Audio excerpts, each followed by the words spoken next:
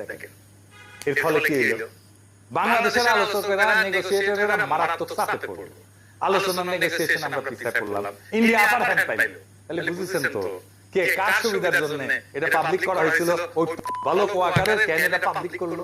আপনারা তো জানেন বাংলাদেশ যদি ফেভারেবল ট্যারিফ না পায় তাহলে ইন্ডিয়া লাভবান হবে, আর কেউ না। ইন্ডিয়াকে উপহার দিল ওয়াকারের ভালো। এইবার সব বুঝেছেন তো, মিলিছে সব। বাংলাদেশের শিল্প, গার্মেন্ট, রপ্তানি আমেরিকার বাজারে সব ধ্বংস করে দেওয়ার কাজটা এই ওয়াকারের বালক করে দিল। যদি বাংলাদেশ ভালো ট্যারিফ না পায় তার দায় একমাত্র বালকের। আপনারাই বলেন এটা প্রকাশ করে কি এমন হাতি ঘোড়া বজরা পান্তি হয়েছে, কি অর্জন করছে বাংলাদেশ? কিছুই না। বাংলাদেশের জনগণ কি অর্জন করছে? কিছু না, হারাইছে। কিন্তু এইটা প্রকাশ করার জন্য এত কুরকুরানি কেন ওদের কোয়ায়? কুরকুরানি মোদির কুরকুরানি, ইন্ডিয়ার কুরকুরানি।